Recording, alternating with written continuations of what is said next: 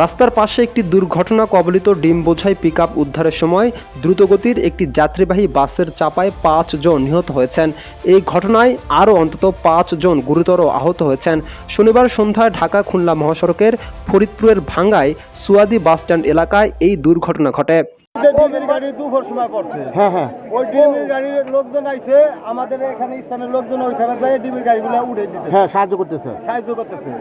এই পিছেতে রলাই গাড়ি এসে ওই যে কজন ছিল সব কজন লোক। দুর্ঘটনার পর সড়কের দুই পাশে শত শত যানবাহন আটকা পড়ে যায়। এ সময় উত্তেজিত জনতা মহাসড়কের ৩০ থেকে ৪০টি যানবাহন ভাঙচুর করে কয়েকটি বাসে আগুন ধরিয়ে দেয়। এতে ঢাকা খুলনা মহাসড়কের উভয় পার্শ্বে তীব্র যানজটের সৃষ্টি হয়। এই ঘটনায় ভাঙ্গা ফায়ার সার্ভিস জানায়, খবর পেয়ে ঘটনাস্থলে পৌঁছে উদ্ধার অভিযান পরিচালনা করা হয়। ঘটনাস্থলে ৫ জনের মরদেহ উদ্ধার করা হয়েছে। আহতদের ভাঙ্গা উপজেলা স্বাস্থ্য কমপ্লেক্সে ভর্তি করানো হলে কয়েকজনকে আশঙ্কাজনক অবস্থায় ফরিদপুর মেডিকেল কলেজ হাসপাতালে পাঠানো হয়েছে।